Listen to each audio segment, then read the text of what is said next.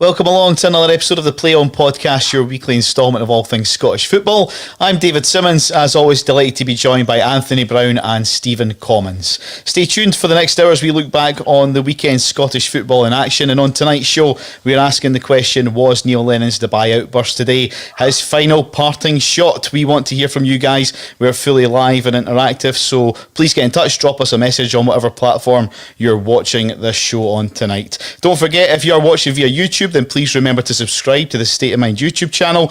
Also get on over to our Twitter page and give the show a little follow. It's the Play On Podcast. Right, let's get cracking with the show tonight, guys. Stephen, I was just saying to you before we come on air, all things were looking a little bit quiet this week until a certain outburst at a press conference today. What's your thoughts on this? To be honest, it's just another example of just not reading the room, not being in touch with reality, not really seeing exactly what other people are seeing. Like, as a non-Celtic supporter, as someone who supports a club out with the old firm, there's always been this kind of character of Celtic and Rangers fans and people involved with the club as being spoiled, being entitled, being deluded. They just think that they are the centre of the universe and everything revolves around them. And in reality, that's probably not really the situation for the majority of fans and the majority of people. But this season has been a perfect example, and I think today's press conference with Neil Lennon, the outburst that he had, is just a perfect example of somebody who it just has no idea what is actually going on within his own club. I mean, his chief executive came out earlier in the week and apologised and basically admitted that they'd got this trip wrong. And then he comes out today and says, we did nothing wrong. I'm defending this trip like it was what we should be doing. They can't even get the message right within their own club. Never mind trying to get this across to supporters and stuff. It's just another example of just a complete and utter shambles at that club from top to bottom. And there's obviously a number of rumours doing the rounds just now about Neil Lennon's future, and people will say, well, is this what today's all about? Obviously, we've put that as our title for the show today. But I don't think so. I just think he's trying to deflect away from another week where his club have dropped 4 points and are again slipping further and further away from where they want to be. And to be honest, it's just another week that we're talking about Celtic, about something that's probably not to do with what they're doing on the park. Yeah, exactly. Thanks for all the comments that's coming in. There's loads of them. We'll try and get round as many as we can. Hi to David Kelly, whose comment I've put on the screen just now. It does look like Lennon's press conference was the actions of a petulant wee boy that he is. Having been told that he will be sacked very shortly, I hope that is the case. Anthony, what did you make of the press conference? Because Lennon did come across quite angry, maybe like he was trying to get one last dig into certain people in that conference, maybe trying to defend his last actions, maybe. What do you take from that press conference today? I was pretty surprised by the tone of it, especially after Peter Lawwell came out and showed some sort of contrition last week from the club's perspective. I didn't necessarily expect Neil Lennon to accept that Celtic were fully in the wrong, but I certainly didn't expect him to double down the way he did today.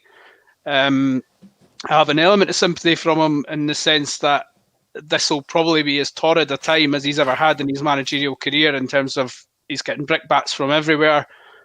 People will argue justifiably so, but none of us have ever been in that position where it feels like the whole world's against you, your own supporter against you, the whole of Scottish football's against you, and you know your back's against the wall. So in that regard, I think we have to bring that into mitigation. The guy is going to be under the cosh mentally as much as anything. He's probably knows that his time is very much, if not up, it certainly seems like it's coming to an end at Celtic. And he probably feels, from having been in the camp last week, that he has a bit greater knowledge of how Celtic behaved over there. I'm not excusing that. I'm just trying to see it from his perspective, why he's come at it from this angle. Having said all that, though, I think he should have, I hate the phrase read the room, but I think he has to realise that he's not going to change people's opinions on this one. Going to Dubai fundamentally was wrong from Celtic's perspective. I think 95% of the Scottish football population, including Celtic fans, will agree with that. I think Neil should just have accepted that they've made an error there, as Peter Lawwell alluded to last week, and just gone with that. Where I do slightly, there's two segments to Neil Lennon's outburst from what I can gather today. There's the bit where he's defending actually going to Dubai, which I think is a complete flawed argument on all levels. Everything he said about that, I think, needs just blown to bits, because as we've discussed last week, they just shouldn't have gone. We're going over in danger of going over old ground debating whether they should have gone. But I think, as I said, most people agree he shouldn't have gone. The bit I do have some sympathy with him is the bit where he's gone off about the trip being portrayed as a jolly. You can understand why that's happened, because the only snippets that we've had from the outside were those photos that were taken of the players having a beer. But I do understand where he's coming from on the side that Celtic will have a lot of players that don't drink, and he probably has a point about the guys taking photos of them. They shouldn't have been doing that. I mean, legally and morally, they shouldn't have been taking photos of them. So I do have sympathy about him in that regard. And everything he said in the context of them having a beer, I think it's fair play. He probably didn't need to regurgitate. He didn't probably need to bring that up. He could have probably just let it lie and gone with the apology. We shouldn't have gone to Dubai. It's caused us more hassle than it was worth. We've made an error of judgment. And it would have at least sort of appeased people. But then it comes back to this: is this a parting shot? I mean, if he is that riled by it all and he knows that he's coming to the end of the line, maybe he just feels like he wants to go out all guns blazing and make it clear. I mean, the one thing I would say regarding it's pretty irrelevant in the grand scheme, but it is. It's been something I was thinking about. It was 2 years ago this week that his reign at Hibs blew up in pretty acrimonious fashion. And it just feels, ever since Saturday's game against Livingston, well, probably longer than that, but especially since Saturday's game against Livingston, I've just had this feeling that it's going to be another late January period of acrimony for Neil Lennon and the club he's at. I can see it. I may be totally wrong, but it does feel like he's coming to the end of the line. Yeah, there's very much similarities between the two, like you say, Anthony. When he does take that quite serious, and the response to calling it a jolly, as you said, this gentleman makes quite a good point. We did take injured players on crutches to a training camp in Dubai, which does kind of allude that it maybe was more than just a training camp. Now, I'm not going to comment any further on that. I can see why Neil Lennon has come out and acted this way. He is a very defensive person, if you like. That's his personality, and I do get that. Now, both of you have touched on the possible sort of contradictions between what Lawwell said and compared to what Lennon said today. There's also another sort of, if you like, contradiction that I've picked up on. Last week, John Kennedy came out. He said that there was some slip-ups in protocol on the journey, which he held his hands up, said there was some slip-ups. In that interview today, Lennon said that they followed protocol perfectly. There's just something not right, Stephen. Yeah, this is what I'm saying. Like, they can't even get the messaging right. See a club the size of Celtic. They're an entity in themselves. They should have a PR machine behind them in terms of, and Celtic fans will not like that. Football fans in general won't like it. But Celtic should be like what Man United and Liverpool and Arsenal and Chelsea are down south. That they are whiter than white. When official things come out from the club, they are scrutinised. Everything's gone over. Everybody that goes in front of a camera is media trained within an inch of their life. How on earth is a club the size of Celtic got mixed messages like this coming from probably the three figureheads out with the owner of the club, the three figureheads of the football department, the chief executive, the manager, the assistant manager, all have contradicted each other in the last couple of weeks. It's just an absolute shambles from top to bottom. And the whole thing with Neil Lennon, and I understand that he's obviously that he's had a hard time in life and especially in his footballing life. And in this country, it's not been easy for him. I mean, it was at my own stadium that he got attacked by a fan. I mean, those sort of things, no professional should have to go through that when they're going to their work. But at the end of the day, see the messages he was putting across today do nothing for his reputation as always crying the victim and everybody. Like, the treatment that he has had at times in this country, people should feel sorry for him and people should think, what a shame. But it's things like today are the reason why a lot of people will not have that sympathy towards Neil Lennon, because he doesn't do himself any favours. He as the first commenter said, it's like a petulant child. When it's not going when it's not going the right way and it's not going his way, the toys are completely and utterly out the pram. And as Anthony quite rightly pointed out, it's exactly the same as what happened at Hibs. Things were kind of kept. This just sums up the situation. Hibs were more professional in this than Celtic were, because I think all of us being involved with football at some level in this country, we all know the rumours that were coming out of Hibs at the time of Neil Lennon departing and leaving. And nothing official ever came out. Nobody ever commented on anything that was happening. It was just a case that he was, I don't even know, was he put on gardening leave and then eventually he left? Everything was done professionally. At Celtic, complete opposite. If the situation is that Neil Lennon is about to leave or is about to be removed from his position, they should never have put him up in front of the media today at all. They should have just said, off the back of the COVID stuff, we're now going to just continue with Gavin Strachan doing the media conferences for the next week, and then we'll take it from there. So again, you just don't know where you stand with Celtic at this moment in time. No, that's a good point. Hey, thanks to Alex for the message. Unreal how you can say that there was a protocol in place. We shouldn't even have been on the plane. That outburst is from a man who looks beat. Who looks beat. We need the board to do the right thing and remove him. It is now beyond a joke. I kind of get that. One of the things that he did bring up in that conference as well, Anthony, is he tried to deflect away from the Celtic side of things and maybe put onto our national country and how we behaved in that game against Serbia. Israel? Am I getting confused? Serbia, yes. Not like we were doing a conga dancing to Baccarat. Obviously, I did get the Scottish national squad. What did you think about that comment, Anthony? I don't think it was a dig at the Scotland squad at all. I think it was more just trying to point out that he's obviously feels that Celtic are being judged on a different level to other teams and other... I was going to say clubs. Scotland aren't a club, but he obviously, that was his fundamental point, that he feels Celtic are being judged to different standards. I can see his point on that one to an extent, but at the same time, we also have to factor in that November, the landscape was a little bit different in terms of where we were with COVID. Things were not quite as serious as they are just now. But Tony, just on that point though, mate, like what you need to look at is look at the situation with St Mirren and Kilmarnock over the last couple of months. They were found guilty. They then obviously appealed the decision. And at no point did Jim Goodwin or Alec Dyer ever come out and start listing off things that other teams had done wrong. They faced up to what they had done. They admitted it. They were honest and put their point forward, but they were quite adamant in their position of, we don't think we should be punished here. And that surely is how a professional football club needs to conduct themselves. You don't go chucking accusations against other organisations or teams. You deal with what you've done, either rightly or wrongly. And that, like, I just think that's not really a valid argument for him to be able to go out in a public press conference and do that.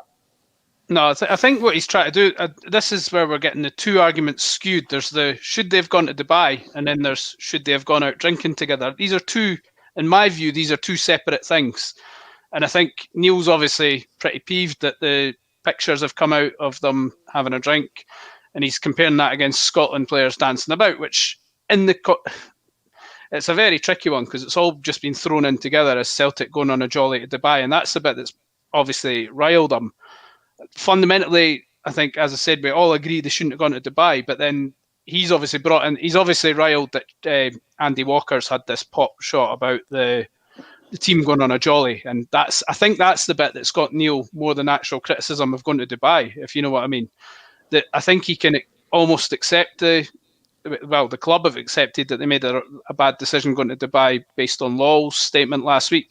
I think the thing that's really riled Neil Lennon here is Andy Walker. I think that there's clearly needle there. There has been before. He's had issues with the likes of Andy Walker and Charlie Nicholas before. And I think that's the thing that's got Neil Lennon more than anything here. I think that's the bit of criticism that he's not liked, the fact that he feels Andy Walker's implied that Celtic have gone on a jolly. So that's where there are two different issues within the one issue, and that's the bit where it's hard. It's got conflated a little bit because for me, the going to Dubai was completely wrong. They shouldn't have done that.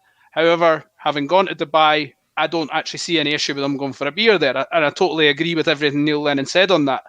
But I think we're in danger of losing sight of the bigger picture here, which is really them going for a beer wasn't a major issue in the grand scheme. It was the fact that came on the back of them. Just to butt in, guys. We can't go for a beer. We can't go for a beer together. No, I But know, you but can in we're Dubai. also not in Dubai. If we wanted Well- to go, if the three of us wanted to fly out to Dubai, we could. You know what I mean? But the point is that I think that yet again, we talked about deflection tactics after the last Old Firm game, where Neil Lennon blamed it all on Bobby Madden. Everything was Bobby Madden's fault. It was nothing to do with Bitton. It was nothing. Deflection. This is exactly what he's doing in this situation. He's looking at this and going, what part of this can I be mock outraged about, and try to deflect the attention of dropping all these points, not to mention that the club spent X hundreds of thousands of pounds to send all these players away to Dubai and then put all their under-18s on furlough.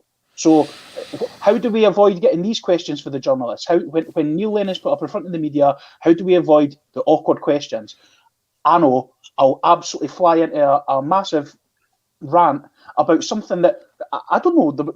Didn't see that there was many people being outraged about the fact that they were having a beer. Having the beer was just a contributing thing on the top of this entire trip.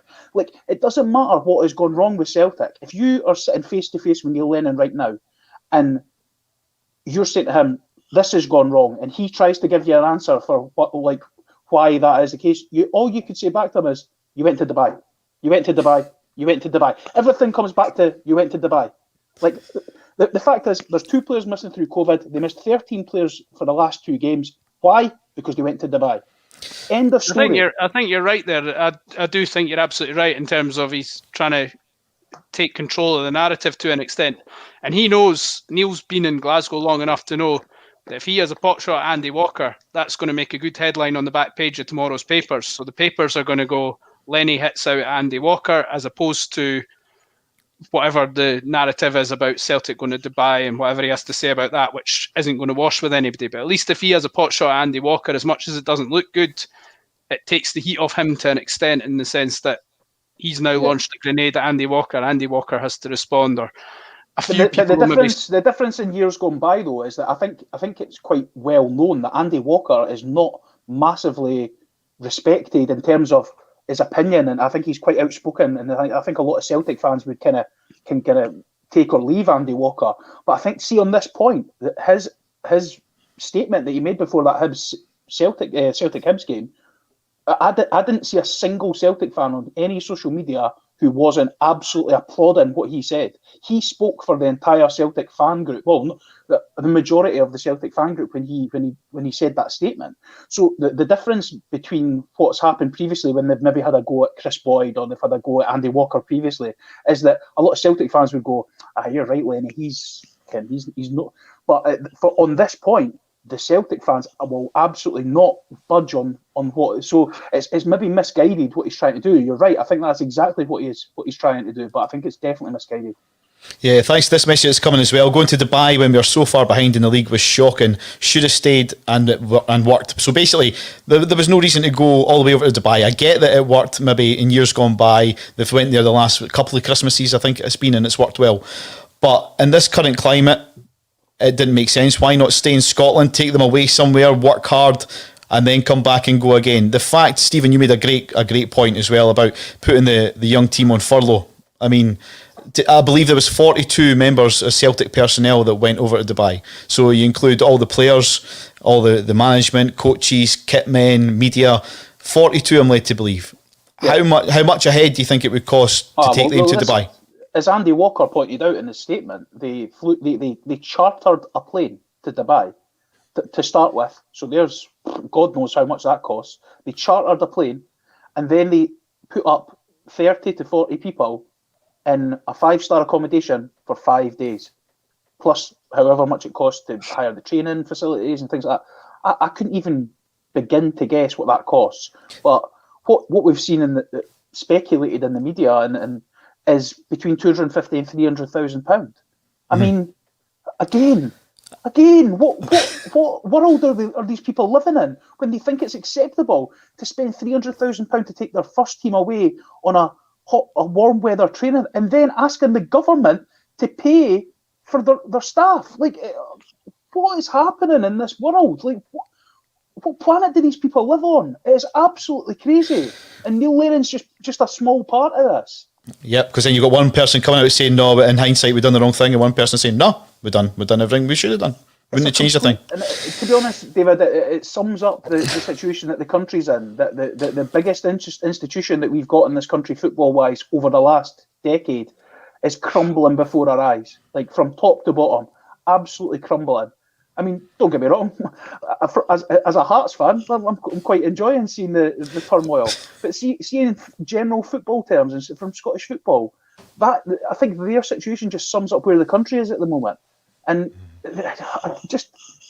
I'm lost for words on some of the decisions that have been made over the last 2 or 3 months. COVID has exposed a lot of flaws throughout the whole Scottish football landscape over the past 10 months, just in general. I mean, this is the thing, though. In any other country in the world, if all these flaws had been through a global pandemic or whatever, if all these Stephen's on a freeze. And I'm not just talking about Celtic. I'm talking about the voting structure.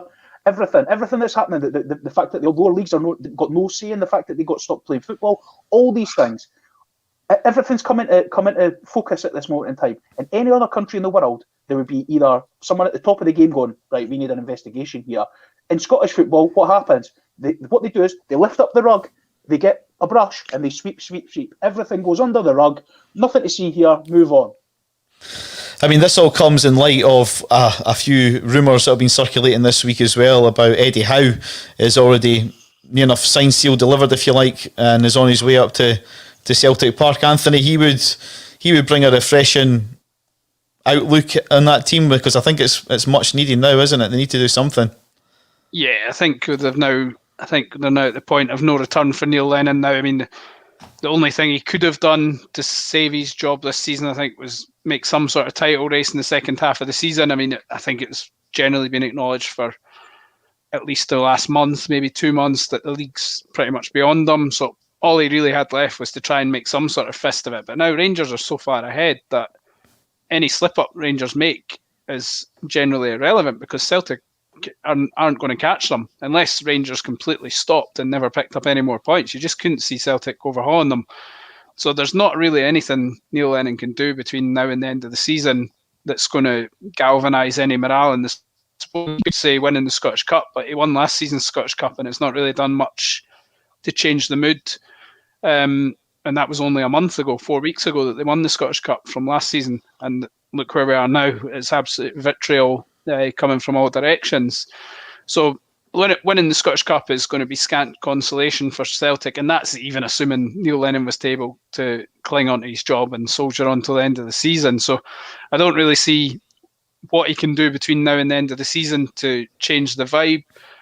Assuming that he somehow managed to scramble through to the end of the season, you're then taking a massive risk, allowing him to try and rebuild this team in the current climate when Rangers are buoyant and Celtic are at a low ebb and supporters are deflated. And even if Neil Lennon has got it in him to go again, rebuild this Celtic team, it's going to take a hell of a lot of patience and forgiveness from the supporters to allow that. I mean, some supporters will have given up on Lennon. No matter what he does, they'll have said, no, he's not going to be able to win me back. So that, I think he's basically, I said it a couple of months ago, he's a dead man walking in football manager parlance. I can't see how he can recover now, and it feels like Celtic are just going through the motions, waiting until they can come up with a solution. And if this Eddie Howe thing does come to fruition, I think that would be as good a move as Celtic could probably make in terms of getting somebody.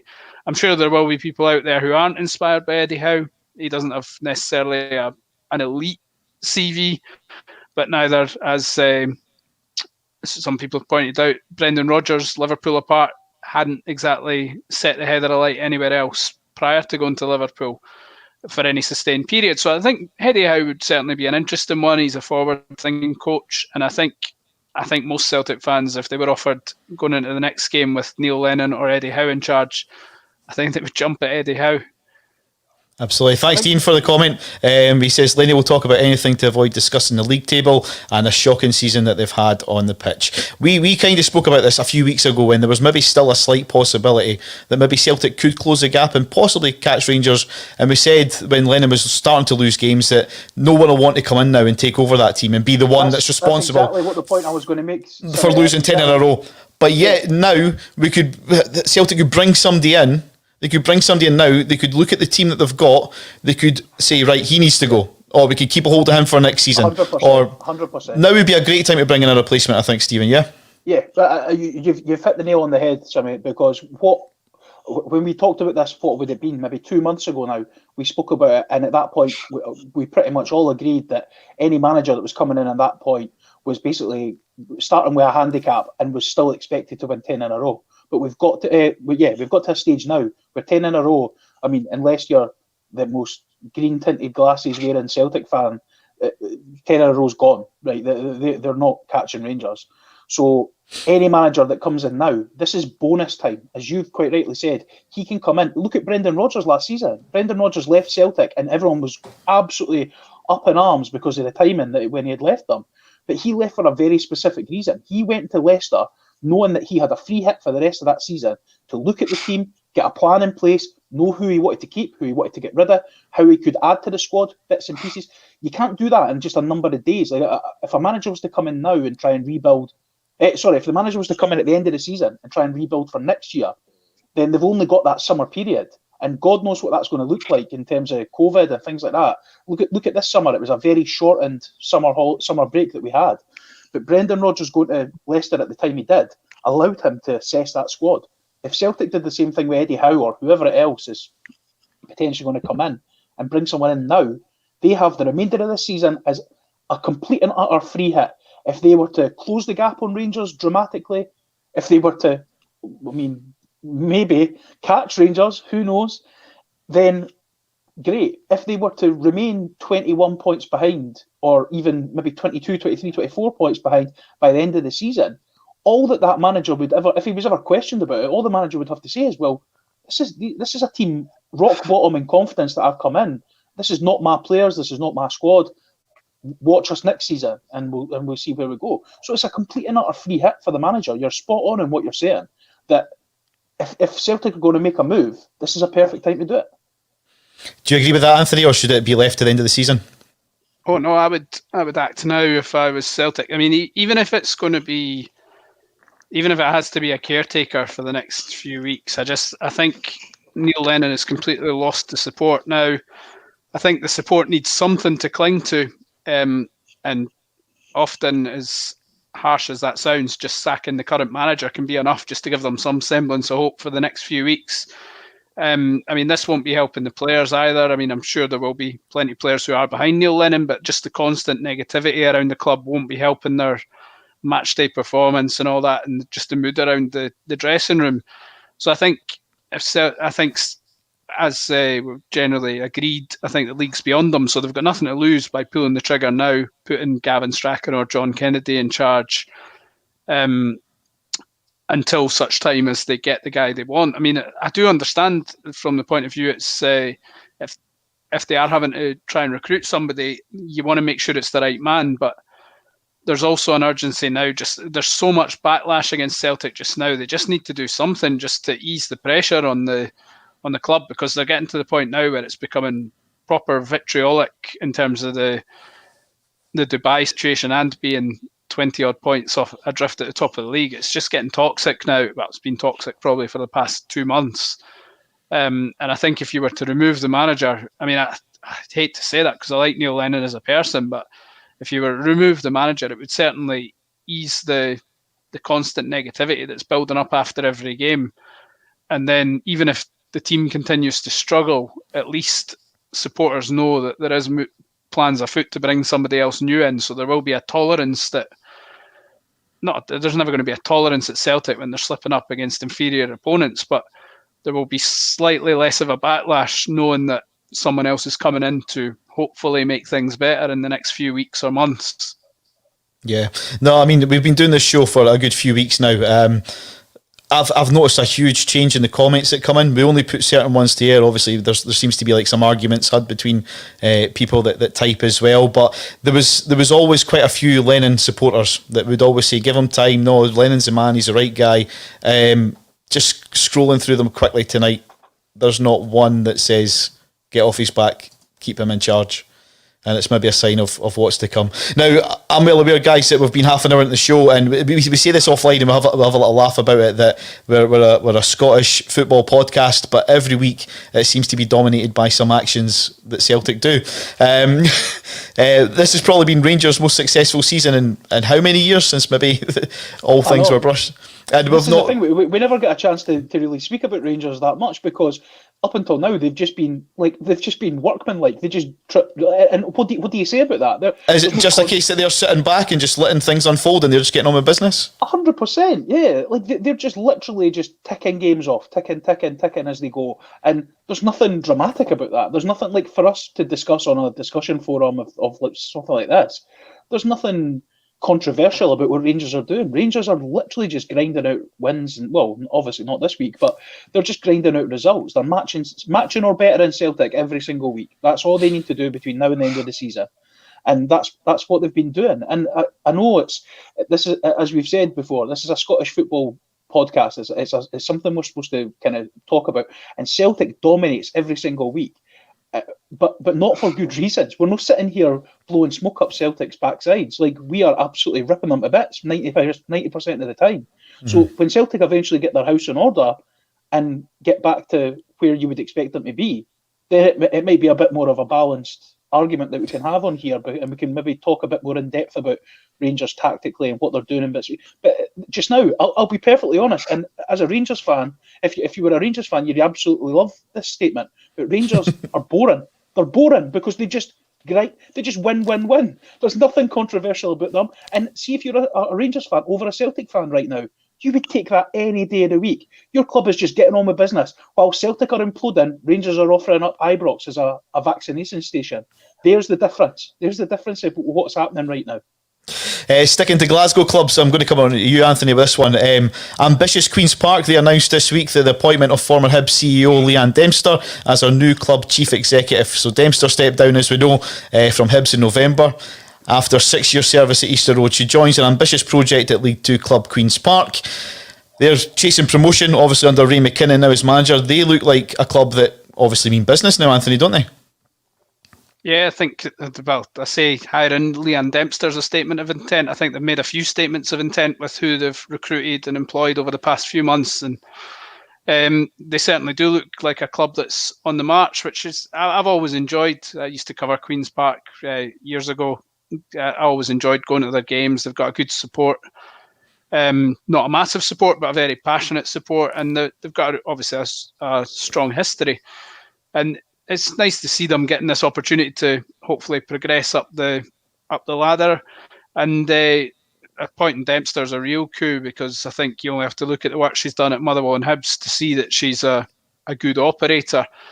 And the fact she's left from, it wasn't like she was sacked at Hibs or anything like that. She's left of her own volition, and she's seeing potential in this role. I think that's got to be a pretty exciting time for people at Queen's Park, that they've been able to get her in. And I'm sure she'll take all the experience she's generated in her time in Scottish football and will be in a position to take. I'm pretty sure Queen's Park will start motoring, certainly up through the out of League One, out of League Two, and into the Championship pretty soon.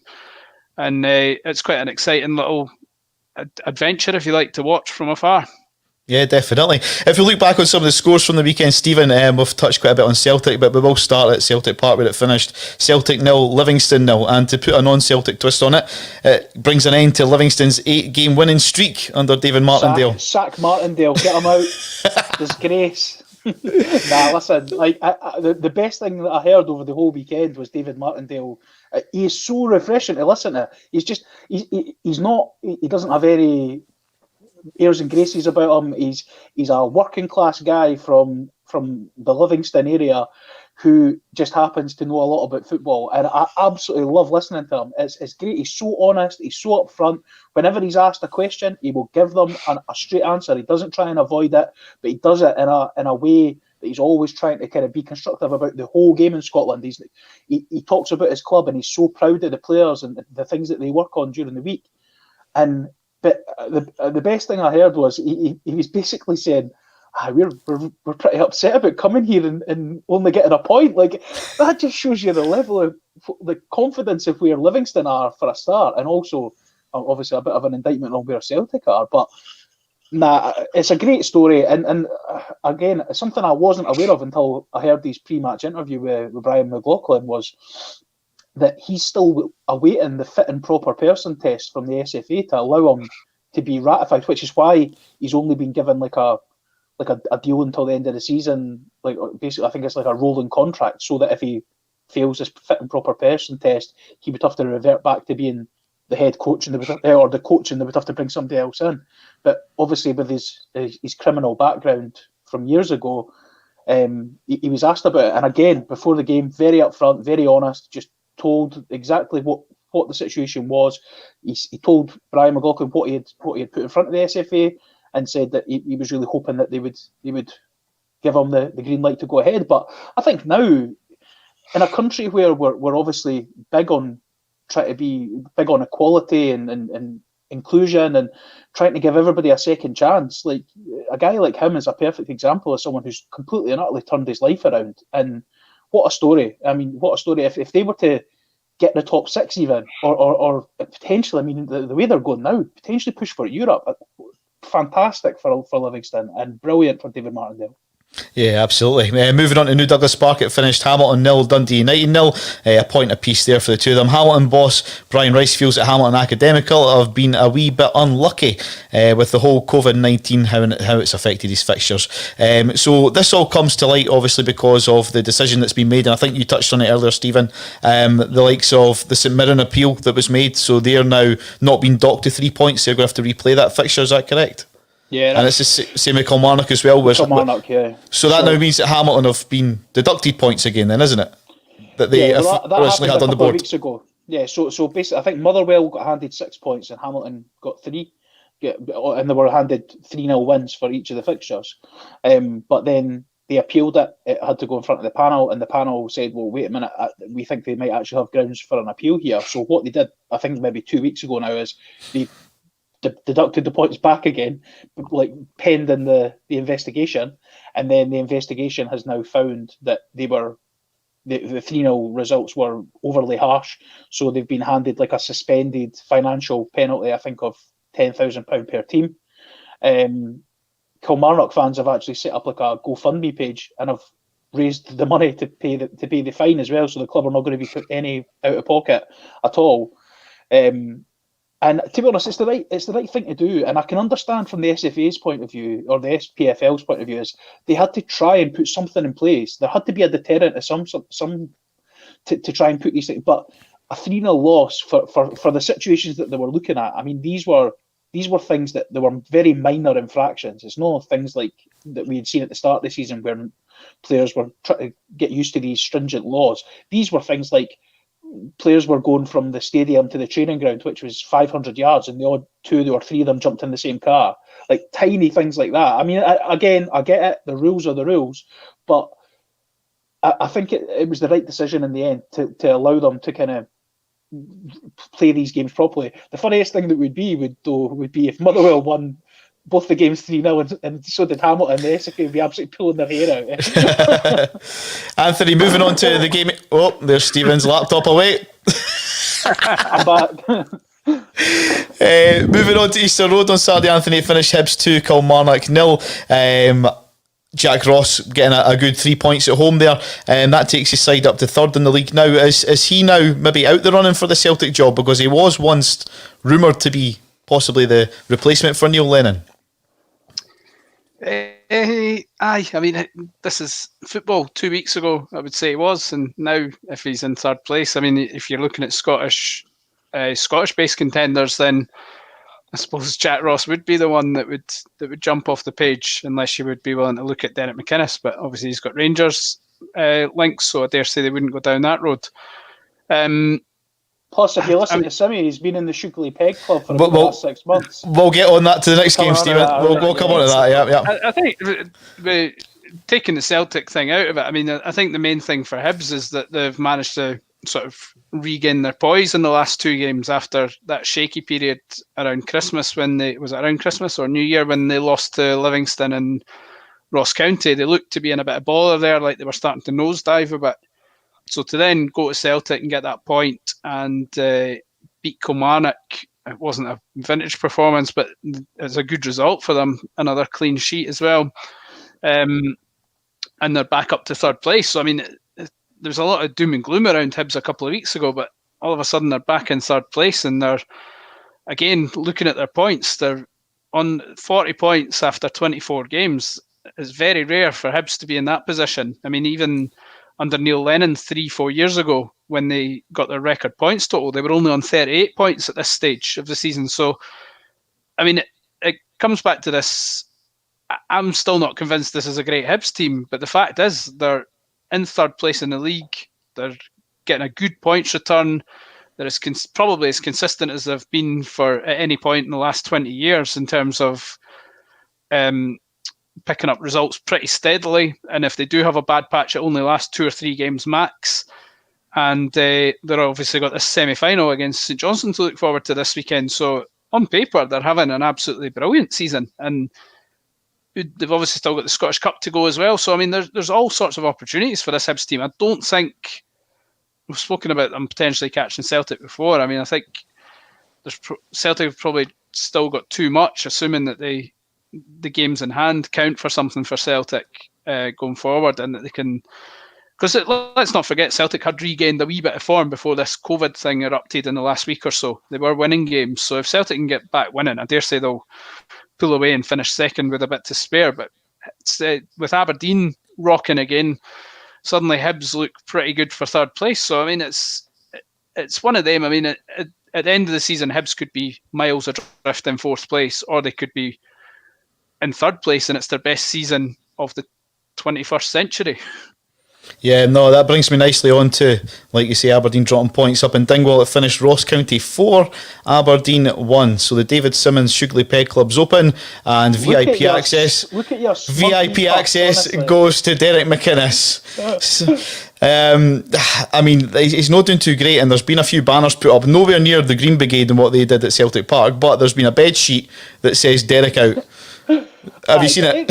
I haven't seen it, but I mean that takes one guy. Like, I'm not going to belittle it, because one of my closest mates is an Aberdeen fan, and we talk about this quite regularly, and I can never get my head around it. Like I think we discussed it maybe 6 or 7 weeks ago on the podcast, that if Hearts or Hibs had the consistency level in the league that Aberdeen had, you'd be absolutely over the moon with that.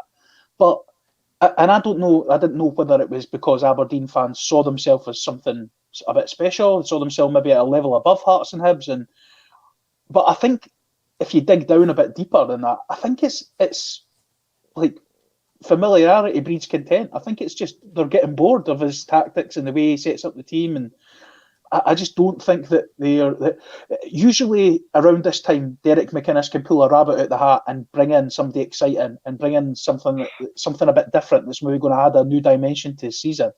But given the financial situation that's going on at Aberdeen, which again, I can't really get my head round that either, because how have Aberdeen been more adversely affected than any other club?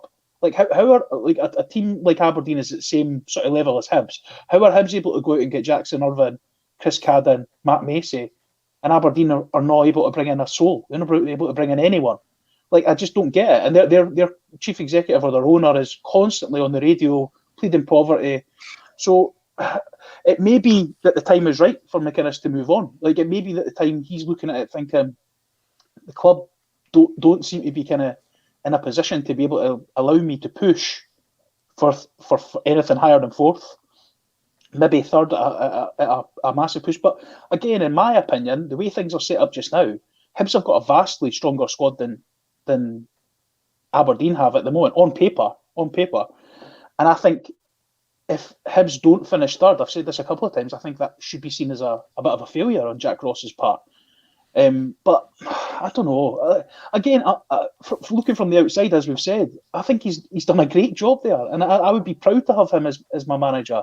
But who am I to question the fans? The problem obviously is he's obviously had that period a couple of years ago where he spoke to Sunderland and he spoke to Rangers, and he effectively turned them down. Yeah. So if he's not willing to take those sort of jobs, and I can understand why he turned both of them down at the time, because they did look like sort of bomb scare jobs. Certainly the Sunderland one has never looked any better with the passing of time, but obviously Steven Gerrard has proved that the Rangers job can be not as poisoned a chalice as it initially looked. And I wonder if McInnis regrets not going for that now. I'm pretty certain he probably does. But then at the time, McInnis would have been getting all these sort of guarantees from the board at Aberdeen. I mean, and they've always backed him. They've always given him budget to spend. He's been able to go in and get the guys like Dylan McGeoch and Matty Kennedy and people who were pretty highly. I'm just looking at it thinking, see guys like Jackson Irvine, Chris Cadden, they would have been guys like Aberdeen would have been red hot favourites to get if they. Gary Mackay-Stevens, another perfect example, but maybe the situation is now different to what it was then, because he's not able to go and get guys like this to bolster that squad. So if you look at what he's actually working with, it's not that great. Yeah, it doesn't get any easier for him as well, because after Saturday's game, Johnny Hayes, Ross McCrory and Ash Taylor are all out injured, and it looks obviously like Scott Wright might be on his way to Rangers as well, possibly. But we're talking about Aberdeen's sort of downfall. Are we maybe discarding my good friend Yogi's? Absolutely, your top man Yogi. What a result for him, 4-1. I mean, although we are belittling Aberdeen, I mean, is it because Ross County have upped their game that takes them off bottom now? Is Yogi the Scottish Sam Allardyce? I'm sure he'd be delighted with that, by the way. Nah, I'll be honest with you, he's nothing like Sam Allardyce, because Yogi plays pretty free-flowing football. Sam Allardyce is a very attritional manager, and I think Tony used a great phrase a couple of weeks ago when talking about Tommy Wright, agricultural football. That's what Sam Allardyce is well known for, and it's worked for him for years and years, and he's had a great career at it.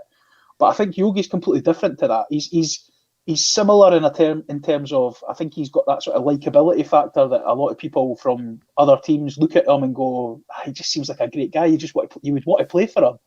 But I just think the way he plays, I watched the highlights of that game, and Aberdeen did have a few chances, so I think they are still quite sort of paper thin at the back. But going forward, he's taken a team who looked like hammer throwers under Kettlewell, and he's actually got them popping the ball and looking great. So I don't. It's difficult to judge at this moment in time, but that's them went to Hibs and won and beat Aberdeen. So I mean, they certainly have the capabilities within that squad to push on and try and achieve something, like get out of that situation and maybe try and push on the top six. See, going back to Aberdeen, Stephen, what's happened to Cosgrove? Because I noticed Aberdeen fans slaughtering him at the weekend. I mean, it was only it feels like not that long ago that, was it Marseille, Lazio? Who was it was in for him again? It was a team in France. It was a team in France, but they were in the second division in France, but they had a lot of money. But yeah, I think if you look at him, like, his stats have been massively boosted by the fact he took all the penalties for Aberdeen. Like, everyone was talking about him being this goal machine, but he didn't score that many for open play, to be perfectly honest. Like, I'm not really 100% sure how good he is. And again, I discussed this with my friend, and he'd said, oh no, I said, I can't believe Aberdeen turned down that money for him. He said, Aberdeen did not turn down the money. He turned down the club. And I was like, all right, okay. So yeah, I think he's just fallen off the radar a bit. Yeah, moving on to another game on Saturday. It finished at McDermott Park. St Johnstone 1, St Mirren 0. St Mirren boss Jim Goodwin described the call to send off Cammy McPherson as a joke. His side, Scottish Premiership, lost to St Johnstone. The midfielder got 2 bookings either side of the half and put them down to 10 men. Not a great deal to shout home about this result. 3 points in the bag for St Johnstone. If we move on to the Championship, it finished Alloa 1, Heart of Midlothian 3. That's Hearts now 7 points clear at the top, Anthony. Do you think Hearts can be caught? No. Well, they can be mathematically, but they won't be caught. They'll still have more bad results along the way. There'll be more nights like the Dundee game and the Dunfermline game that they've had earlier in the season, but I think they've got too much quality to endure a sustained lapse. I think they're getting themselves now in a good position. 7 points clear. Other teams, whoever the chasing pack are, will drop points along the way as well. So I think Hearts have got enough quality and generally enough consistency. I think they've won all bar 2 of their league games this season. So they've got enough consistency and enough quality to win this league with a good bit to spare. I think the people look at that and say it was only Alloa they beat on Saturday, but they lost at Alloa on their previous visit. They obviously had a bad result against Dundee 2 weeks previously. That was a potential banana skin game for them again, and with the team they selected, I think a lot of people were worried about them. I have to admit, although I would never have picked that team, as soon as I saw the team, I thought that's the sort of team that will end up winning 4-0 or something, just because football's funny that way, where you don't necessarily pick your strongest team, but the guys who come in can still summon, they play with a bit of freedom or whatever, and they obviously they had far greater joy on Saturday than a stronger Hearts team on paper had in the cup game a couple of months back. So, but I mean, it wasn't a vintage performance by any stretch, but I mean, just you see Ginnelly getting that goal, the quality he brings when he's on the pitch, and obviously Mackay-Steven had a few bits of quality when he came on. So I think when they do get to that position where they are able to put out their strongest attack, they generally will be far too strong for every team in that league. Yeah, Stephen, you've openly said obviously you're a big Hearts fan. Are you happy with how things are going at the club? Like say signings like Gary Mackay-Stevens. I mean, making his debut at the weekend. I still think there are issues that need to be addressed going forward into next season. But you can't really concentrate on that. That's for the new director of football and for Robbie Neilson to worry about. But as a fan, you should really just be looking at kind of what's in front of you at the moment. But as Anthony quite rightly said, I nearly had a heart attack when I saw the team that was announced. I thought that front 4 or 5 are not good. But I then had to think about it and thought, right, well, it's freezing cold. It's on that surface at Alloa, which is. Stephen's playing musical statues with us again. I think we've lost him, Anthony. I think the big thing for everybody was when they saw that Hearts were starting with Henderson, Roberts, and Freer up front. I mean, I don't think anybody would have picked. You might have put Henderson in on the basis of his cameo appearance at Dundee 2 weeks previously, but I don't think any Hearts supporter would have had Freer or Roberts in the starting lineup. But I interpreted that as one of two options. The first one was that those players have been doing really well in training. Robbie Neilson's obviously thinking, I'm not giving up on these guys because they are excelling in training. And if that is the case, then fair play. They're entitled to get another shot in the starting 11. It's not like they've played routinely. They've only been at Hearts for half a season, and the season only started in October. So if they are still showing flashes of quality in training, which I dare say they probably have to have earned the place in the starting lineup, I can see why Robbie Neilson's wanted to give them one last chance. And he's maybe almost framed it as, this is your last chance. If you don't deliver against Alloa, we'll not see you again. Or if you don't step up, we've still got a chance to get you out this transfer window if you want to go back to England or whatever. And I mean, neither player excelled. I think Roberts, again, had a difficult afternoon. The Freer at least got a goal. So you would hope from a Hearts perspective that would generate some sort of positive momentum for him going forward. But I dare say these two players are not going to be prominent for Hearts between now and the end of the season. But Freer getting his goal might just kickstart something in him. I don't know. But I mean, going forward, all being well, the main wingers will be Mackay-Steven and Ginnelly, with Boyce and Naismith through the middle. Yeah, because I believe talks are underway with Ginnelly at the moment to get him to stay on, aren't they? Yeah, I mean, that'll be a positive development, a very positive development for Hearts if they can get him tied down, because I think we saw the Scottish Cup final was probably the best example of what he's capable of. I mean, he gave Hearts real impetus when he came on in the second half. And that was against one of the strongest teams in the country. So I think he's the sort of player that would attract the attention of other clubs in Scotland. I'm not sure about Celtic and Rangers. I'm not sure he's quite at that level, but certainly he's the sort of player, if Hearts can get a deal done sooner rather than later, before, if he does continue to have a really strong second half to the season, it would alert other clubs to the fact that he could become available. So ideally Hearts want to get this sorted as soon as possible. And the player himself might think, Hearts are a pretty big club here. They're going back to the Premiership. I'm having a good run of form here. It makes sense for both parties to get a deal done. And if Hearts can get that done on the back of signing Mackay-Steven, they can be pretty excited about their prospects with regard to, hopefully from their perspective, going back up to the Premiership after the summer. Yeah, absolutely. The only other result to go ahead in the Championship was Queen of the South 2, Arbroath 2. The games at Raith Rovers against Cali Thistle was called off, and there was a postponement at Dundee against Ayr United as well. I think we've maybe got Stephen back. Let's see if we can add him in. Are you there, Stephen? I am. I've had to relocate closer to my router, apparently. Hold on. It's 2 weeks on the trot, mate.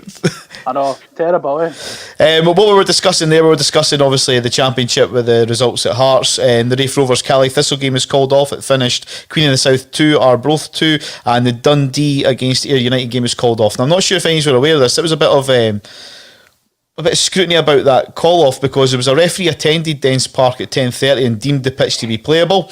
Ayr United travelled up to Dundee. They got out. They started to warm up, and the referee and linesman were alerted to a part of the pitch which was deemed unplayable, and the game got postponed. Which in this day and age isn't really great, really, is it? So that got called off. On Sunday, there was a game at Fir Park where it finished Motherwell 1, Rangers 1. Stephen, here's our chance to talk about Rangers for once. Let's talk about Motherwell, mate. Well, that's it. They've got the new manager in as well, haven't they, Graham Alexander? I mean, are they starting to get a response from the new manager that's coming? Yeah, I mean, I think it's. I hate the phrase, but the new manager bounce. You always seem to kind of get that. It's maybe just a change in messaging or a change of the way that they kind of train, or I don't know, maybe the setup of the team. But I thought Motherwell were really good, to be honest. I watched the game. I thought Motherwell were well organised, and they kind of took the game to Rangers. And I don't think Rangers really expected it. They're going into a game against a team that's bottom of the league. They're probably fully expected to go in there and be up against it. They're going to have to try and break this team down. But Motherwell went at them, which is probably a good tactic. But the pitch was atrocious. It was like terrible. And I'm not making excuses, but I think it's not quite a crisis quite yet for Steven Gerrard.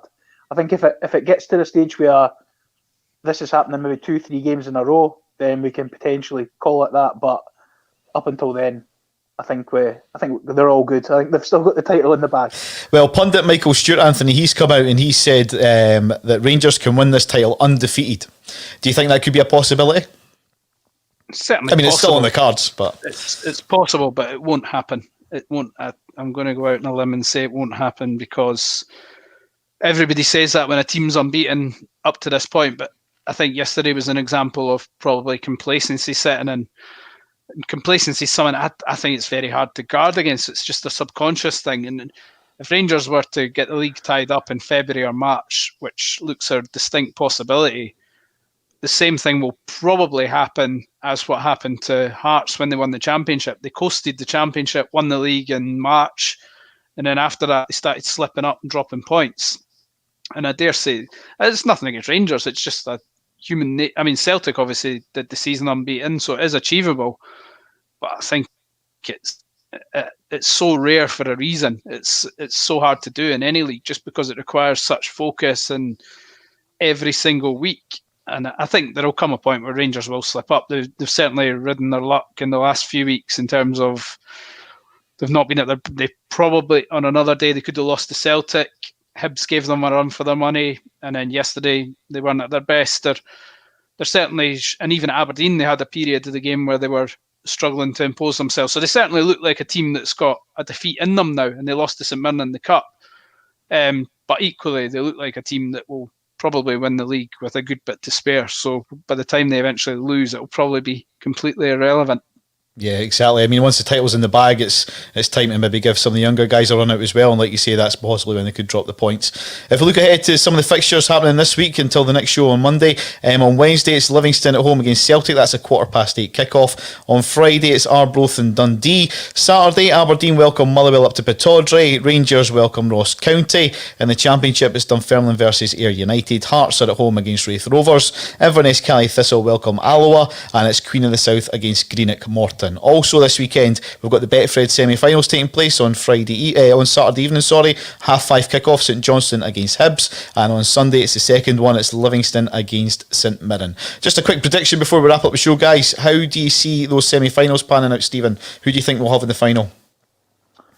I'm going to go for, what is it? Hibs St Johnstone and Livingston St Mirren. I'm going to say Hibs and Livy. Hibs and Livy. That's what I would have said. Anthony, are you going to go with that or anything different?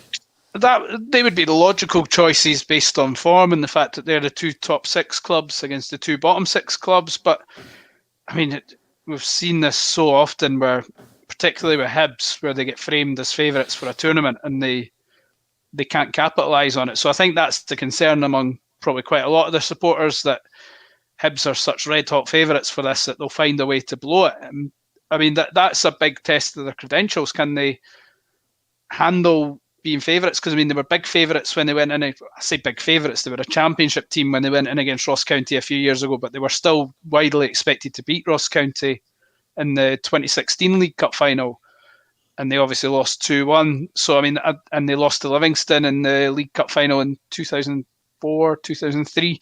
So I think there's that worry that Hibs are going to either blow it this weekend or get to the final and blow it against St Mirren or Livingston. But equally, they're favourites for a reason, because they are the strongest team in it. So I think you've got to say, all things being equal, they should beat St Johnstone on Saturday, and likewise, Livingston should beat St Mirren. But I mean, with Livy, the thing with Livy is, as much as they're doing brilliantly just now, it's one of those runs that's not going to last forever. Livingston are not a team that are just going to keep winning for the rest of the season. And St Mirren are very competent. St Mirren have proved that they beat Rangers in the last round, so they'll certainly fancy their chances. So, to be honest, I wouldn't confidently call any outcome. I wouldn't be overly surprised if it was St Mirren, St Johnstone that made it to the final, but clearly the logical call is Hibs v Livingston. Yeah, well, however those fixtures pan out, we'll be discussing it next Monday on the Play On podcast. Same time, same place. On behalf of myself, Anthony Brown, Stephen Commons, thanks for watching the show.